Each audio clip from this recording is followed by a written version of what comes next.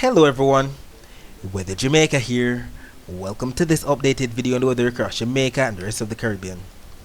It is Saturday evening, June 29, 2024. Now before we jump into it, please ensure that you guys like the video. I'd really appreciate it if you guys get this video up to 100 likes. If you don't know by now, that's how the YouTube algorithm works. We all like the video and then the YouTube algorithm sends the video out to more weather lovers or rain lovers or people who are going to be affected by storm systems just like you guys, so that we can keep everyone safe, especially during the peak of Atlantic hurricane season, that's August through to October. Share this video with your friends, your co-workers, your relatives, and even your church brethren, and subscribe if you haven't yet done so. Leave a comment down below letting me know that that's been liking your recently. Also, feel free to ask any other related questions that you might have about the future of the weather in your specific area.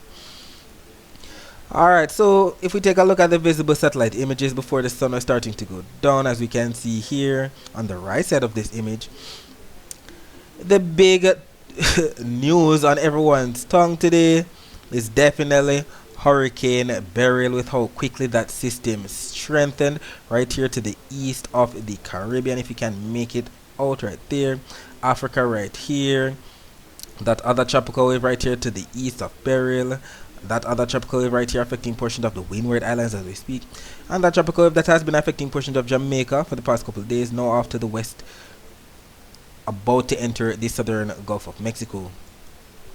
We'll be talking more about Hurricane Beryl and the other system to the east of it later on. Let us focus our attention on the surface map right now. So we can see that they've highlighted Hurricane Beryl right here with all of the contour lines, the hurricane or the storm symbol. As a matter of fact, they haven't even updated this surface map as yet because it's still saying TS and it's actually a hurricane right now. But we can still see what we just saw on the visible satellite images, the lines here that represent the tropical waves. If we take a look at what's happening across Jamaica right now, we can definitely see that it was a mostly cloudy day, which was, making sense considering that we had a lack of diurnal convection, we had a lack of daytime heating, rainfall, but we definitely saw that we were getting in on it as we started to wrap up the day. Even as we speak, we're getting in on some amount of clouds, bring some overcast skies and isolated thunderstorms to sections of some southern parishes. So anywhere from Westmoreland eastward, Westmoreland section of St. Elizabeth, Manchester, Clarendon, section of northern St. Catherine, definitely getting in on some isolated thunder shower activity as we speak, especially right there across Westmoreland. As a matter of fact, if we reload the latest infrared satellite images, we can see the thunderstorm activity right there as represented by the high cold cloud tops, definitely lashing sections of northwestern St. Elizabeth, sections of Westmoreland as we speak. The blues, the greens, the yellows, oranges, the reds, not to mention the sparkling white that represents some amount of lightning flashes, if not lightning strikes. So definitely some thunderstorm activity being experienced across Westmoreland as we speak. And we can also see that it was affecting portions of Manchester, St. Elizabeth, sections of Clarendon as well a little earlier. Elsewhere, especially the north coast, definitely fear. The eastern side of the island, Kingston, St. Andrew, St. Thomas, St. Catherine, definitely fear for the most part. And if we take a look at the Doppler radar images, first of all, we know the Cuban Doppler radar image has been down for the past 48 hours now. It has been glitching out since 1 p.m. Jamaica time on the 27th of June. So we have to be depending on the Guantanamo Bay Cuba military radar, and we do see that it has some amount of rainfall right there between Haiti and Jamaica. Some of this rainfall definitely making it onshore across sections of Portland even as we speak, with that the green and yellow right there that represents some moderate to heavy rainfall. And if we take a look at the Cayman radar, we can see that rainfall that was just seen on the satellite images affecting sections of Westmoreland, section of St. Elizabeth as well. As a matter of fact, if you look back at the visible satellite images going all the way down, we can actually make out the clouds that were coming into sections of Portland right there, just like what we saw on the Doppler radar image just now. To confirm, we know Doppler radar images show the actual rainfall. This is why we need the Jamaican Doppler radar. I actually spoke to Evan Thompson about 5 weeks ago and he stated that the Jamaican Doppler radar should be up and running by July. Hopefully, this actually happens. I don't want to have to get in contact with him again in August regarding the same. Hopefully, they get whatever issue they have with the Doppler radar sorted out shortly, that we don't have to be depending on the Cayman radar, the Guantanamo Bay radar, or the Pelon Cuban radar, and we see that all of this is in Spanish. If we take a look at the Rick's Cafe radar, we can definitely see that there's some amount of bad weather taking place. You know, that's Negril, and they're definitely having some amount of rainfall. About the last 5 minutes that I checked, we can definitely see that it's overcast. The area over there is definitely not that visible, so they're definitely getting in on some rainfall. Even although we see some persons diving off, there's definitely rainfall being had. And you can see more live streams of this on the EarthCam website. It shows Rick's Cafe in Negril in Westmoreland right there. Anyways, if we take a look at what was predicted in yesterday's video about the weather across Jamaica for today, it was stated that we would have received some morning rainfall across sections of some eastern parishes, then some rainfall across sections of some central and western parishes.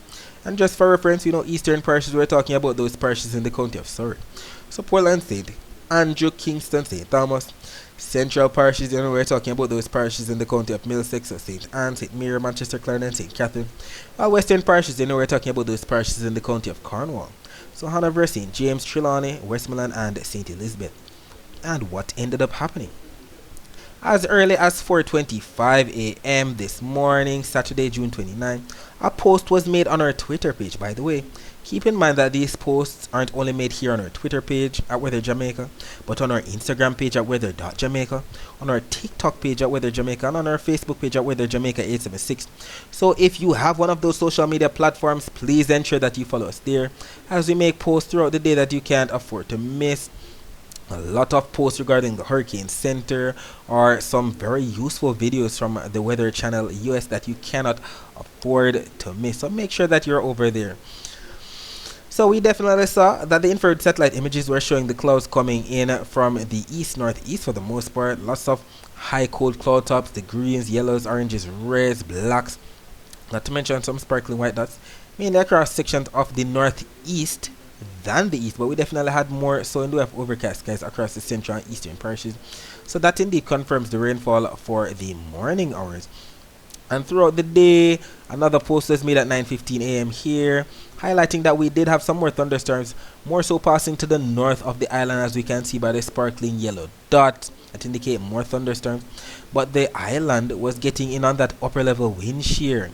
The wind shear definitely pushing all the high cold cloud tops off towards the south across Jamaica, bringing more overcast skies than anything else, which explains why the day was not that hot, especially across the central and eastern portion of the island. It was mostly cloudy today. Then, if we take a look at the infrared satellite images of Jamaica, it basically showed what we just saw just now on the latest Doppler radar satellite images. The thunderstorms that were starting to take shape across sections of Manchester and St. Elizabeth. Keep in mind that this post was made at 4:35 p.m.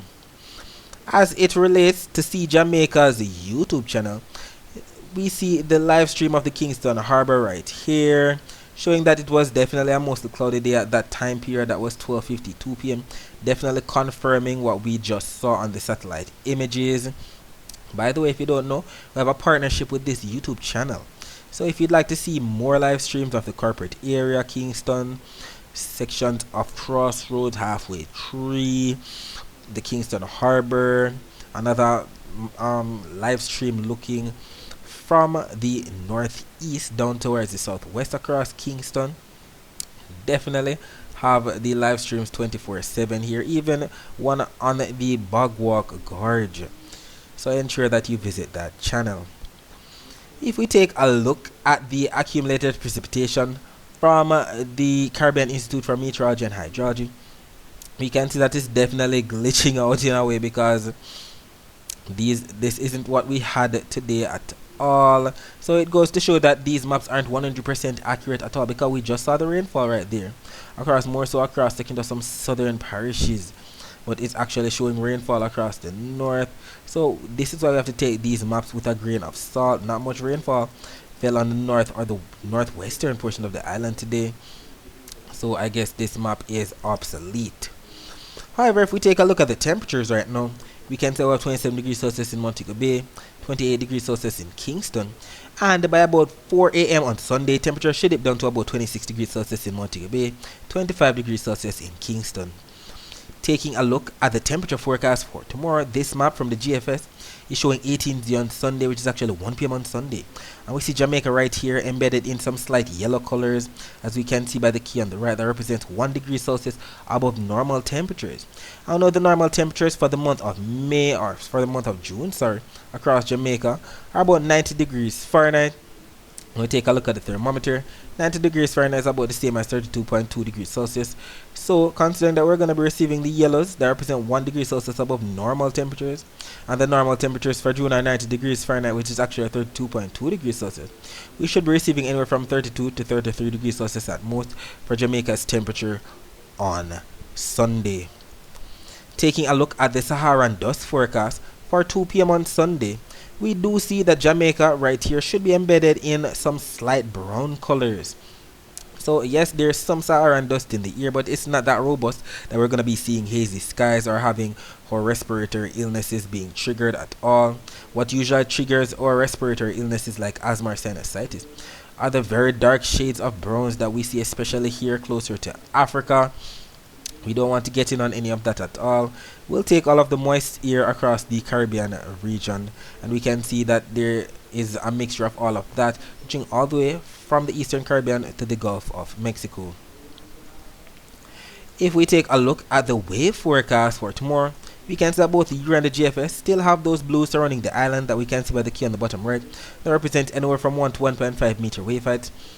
And that's because the winds are going to be averaging anywhere from 15 to 20 knots. And we also see the general direction for the wind coming in from the east, curving more towards the northwest across the south, coming in from the east across the north. And we also see that we have the least amount of winds across the western and northern portion of the island. So we can't rule out some isolated thunderstorms building across the north and the west, because we have the least amount of wind in these spots. We know what usually happens. We have all of that air piling up, those cumulus clouds becoming mid-level or cumulonimbus upper level rain clouds, and with the upper level winds seem to be coming in from the northeast for tomorrow, it could definitely favor more of that thunderstorm activity across the north, maybe bring some overcast skies across the southwest. So we definitely had that northerly upper level wind across the island, which explains the overcast skies that we had, not to mention the thunderstorms that we're currently experiencing across the southwest. This is what we're talking about. We have those high cold cloud tops, the thunderstorm clouds, the upper level winds, the wind shear pushes them off to whichever direction they are blowing, bring more overcast skies to those areas to the south of it. If we actually take a look at the rainfall forecast now, so we can actually see what's being forecasted right now actually happening. The GFS more so showing it than the Euro, with those blues that represent the rainfall across section of the western portion of the island, just like how we just saw on the infrared satellite images. And as it relates to tomorrow's forecast, we do see that it should be clear for the morning hours. Then by afternoon, we see 4 p.m. Eastern Standard Time right here on both the Euro and the GFS. That represents 3 p.m. Jamaica time. And we definitely see that we have the blues that represent rainfall across sections of some northern and western parishes than anything else.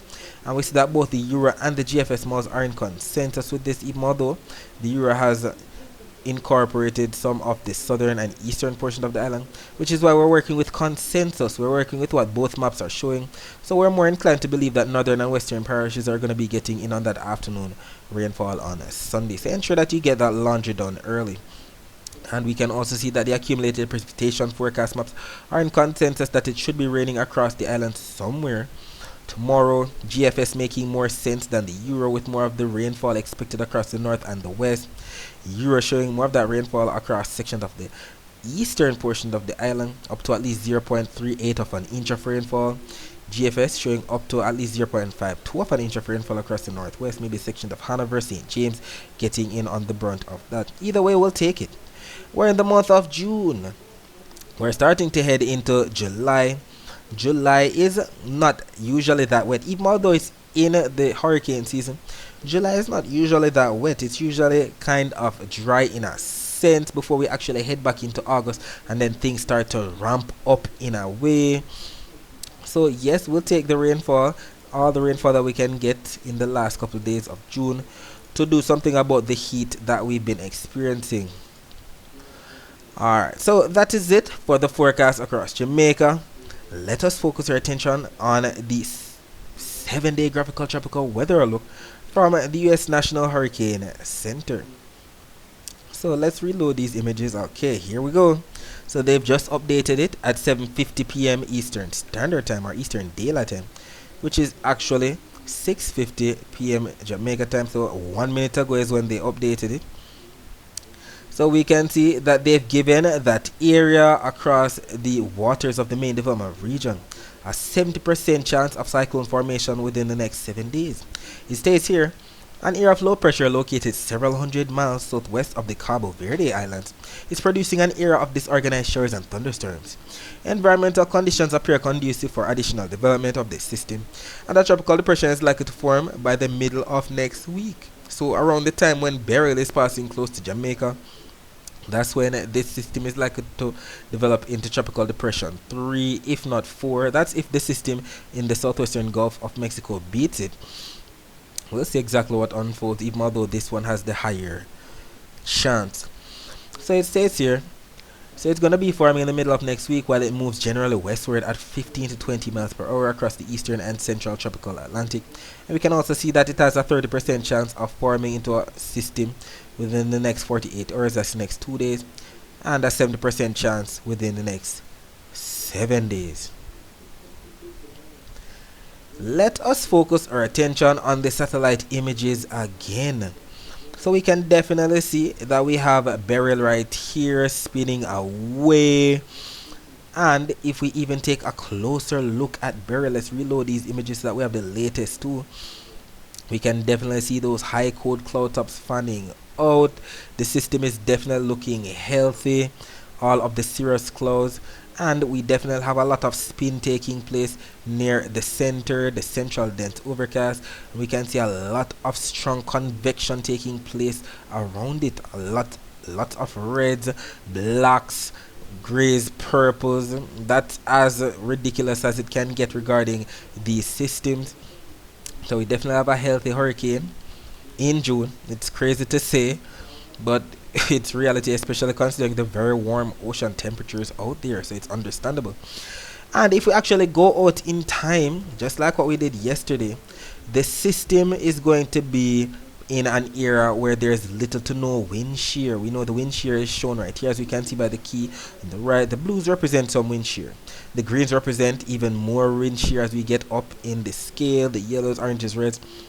And we see that the system is definitely going to be in an area where it is producing its own upper level wind shear, just like what it's doing now, the outflow, because the environment around it has more whites than anything else that represent little to no wind shear. And even as we go out in time, as it heads close to Jamaica, there's little to no wind shear at all that's affecting it, which explains why it is strengthening the more west it goes.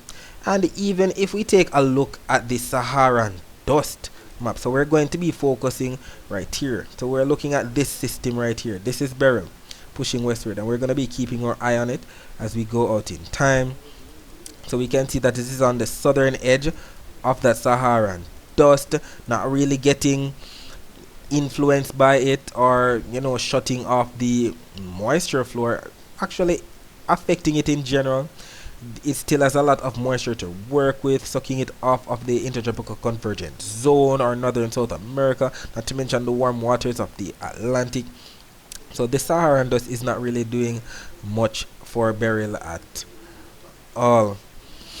However, if we actually take a look at the supercomputer models, so we're going to be looking at the Euro, then we're going to be looking at the GFS. We're looking at both 12Z runs And then we're going to be looking at the 18-0 that just came out an hour ago. So we're all going to be monitoring exactly what's unfolding, because we know that by 10 p.m. tonight the Hurricane Center is going to be updating its track according to both the Euro and the GFS's 18-0, and that's usually what they do. We're going to be focusing our attention right here, the time period, and we're going to be going on to the next 168 hours, just like what the Hurricane Center would do. Keep in mind that we're going to be focusing our attention right here, the main development region and the Caribbean, because this system is definitely coming in from the east. So let's start going out in time, and we're going to be looking for the moisture, the greens and the yellows. So if we actually go out, we see that the system is definitely right here with all of the greens, yellows, reds represent an amount of moisture, and just as predicted, it should be across the Windward Islands, Barbados, St. Lucia, St. Vincent and the Grenadines, Grenada, sections of Martinique as well, getting in on all of that by 15Z on Monday. 15Z, when you calculate that, that's 10 a.m. on Monday. That is where the Euro has it. Let's see what the GFS is showing for the same time period. So we see it right here that by 7 a.m. and 1 p.m. the system should be to the east, then to the west of most of the Windward Islands. What does the 18Z show for that same time period? Something similar. So that is what we have done. We have the consensus that the system is definitely going to be around the Windward Islands, anywhere south of Dominica, Martinique, St. Lucia. Right there is where it's going to be making a landfall. But as we go out in time now to where the system is going next, the Euro has been consistent for the past couple of days that the system is going to be passing to the south of Jamaica. But look at what it's showing now. It is more so across Jamaica than anything else. Look at it possibly making landfall, if not skirting the south coast of the island, across sections of those areas, maybe St. Elizabeth. That's on the Euro though, and we see all of the very heavy rainfall associated with it across the island. The yellows, oranges, reds, pinks. That's ridiculous amount of rainfall right there. And that is by 0Z on Thursday, which is actually 7 p.m. on Wednesday. Let us go in time with the 12Z run of the GFS and see where it has it. Alright, so the 12Z run has the area of low pressure, the center of the hurricane, crossing over Jamaica by 0Z on Thursday. So at least we have the time down with where it's supposed to be hitting. The timing is very important. So we see that both the Euro and the GFS has the timing down, with 0Z on Thursday, which is actually 7 p.m. on Wednesday, for where the brunt of the impact is expected from Hurricane Beryl. What does the 18-0 of the GFS show? Alright, so here we go. We start to see some amount of discrepancies. So this is why we have to take these forecasts with a grain of salt, because each model run is showing something completely different. This is the Euro 12Z run. This is the GFS 12Z run. This is the GFS 18Z run. What do we see with the differences between both the GFS runs? 12Z run earlier today had it more so across Jamaica. The 18Z run that just came out an hour ago has the low pressure more so towards the southwest of the island. This is why we have to take these forecasts with a grain of salt, because every day as we go out in time, even by Tuesday, I'm pretty sure that both of them are going to be showing something completely different, even although that shouldn't be the case, because we're closer to the deadline for when the system is expected, just like what's happening right now with all of, if not most of the models showing that it's definitely going to be affecting portions of the Windward Islands, Grenada, St. Vincent and the Grenadines, and maybe Barbados. The shorter or the longer, or the shorter term is more certain regarding the forecast. The longer term more uncertain, which explains the hurricane center's cone of uncertainty. That is what the cone of uncertainty is all about. The whites, they're more certain about. But as we head out closer to south of Haiti, closer to Jamaica, where we have that kind of shading that's not white, it is very much uncertain regarding where the system is expected. So even though we saw H across Jamaica yesterday that represents hurricane and where the eye should be, it might not be there at all. It could definitely be to the north of there or to the south of there. We just have to wait and see, and we have to stay updated. Either way, we see that it should be out of here, and that other friend, maybe Chris, should maybe affect what, Puerto Rico. Well, actually the 12-0 was showing something different, so we just have to wait to see if something forms from that system to the east of Beryl before we're actually sure about what it does. Even the Euro is showing something completely different, has more of the moisture passing to the south of Jamaica regarding the system behind it. 12Z GFS has it more so across Haiti. 18Z GFS has it more so across Puerto Rico. We have to take this work as a grain of salt. Nothing is set in stone as yet. Let us wait it out so that we can have a clearer picture with these crystal balls that we call supercomputer balls. But as it relates to the rainfall forecast now, this is for the next 168 hours on both the Euro and the GFS. And we see the consensus with all of the purples, the burgundies, the yellows that we know represents up to what, 6 or even up to 12 inches of rainfall. We see the line of that associated with Beryl coming into portions of Jamaica, heading all the way across the Western Caribbean. We see that both the Euro and the GFS models are in consensus with this. And we can see it even better on the Weather Nerds map right here, showing the purples, the beige, getting up to what, those whitish colors. They represent anywhere from 3 to what, 8 inches of rainfall. That is ridiculous, and we see that both the Euro and the GFS models are in consensus with this. All of these lines from southeast to northwest have to do with Beryl. The other one right here has to do with the 18Z run of the other system to the east of Beryl. We have to take these maps with a grain of salt. It can happen. Let's see if it actually sticks as we head into next week. Either way, we can see that the National Hurricane Center's latest map has the system still right there. They're more inclined to believe what the GFS was showing recently. Not to mention the Euro with more of the consensus with the system passing more so to the south of the island, which is why they've adjusted it. And trust me, they're going to be adjusting it again by 10 p.m. tonight. We'll see exactly what unfolds, and I'll definitely be here to keep you posted. Either way, the system is expected to make it up to major hurricane status. That's wind speeds exceeding 110 miles per hour. As a matter of fact, let's look at this map right here. So we have major hurricane in all these three reds. So category 3, anywhere from 111 to 129 mile per hour wind. So that's devastating damage that it can cause. Category 4, anywhere from 130 to 156 mile per hour winds. That's catastrophic damage that it can cause. Not to mention category 5, the same amount of damage, but that's 157 mile per hour winds plus. And yes, there have been hurricanes out there that reach up to 200 mile per hour winds. We don't want to see those at all.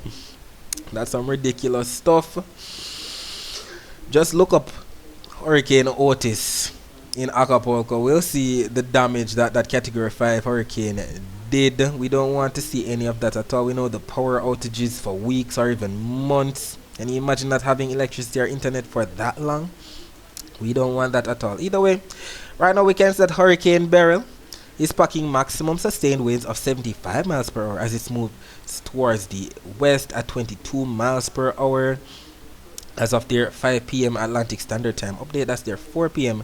Jamaica time update. So it's definitely right here on the 10 degrees north latitude, and it's still moving westward. We'll see exactly what unfolds. Either way, major hurricane status is what is expected. Then hurricane status, which basically is saying that it's going to be weakening from a major hurricane back down. We're grateful for that. We can't take a major hurricane at all. We can't take a hurricane at all in general. But we'll see exactly what unfolds. We know these maps are changing. I wouldn't be surprised if they change tomorrow again, showing a major hurricane into Jamaica. Or who knows. If we take a look at the wind forecast, we can see the probability for the wind still having a lot of these oranges that represent anywhere from 50 to 70% chance of Jamaica getting in on the tropical storm force winds.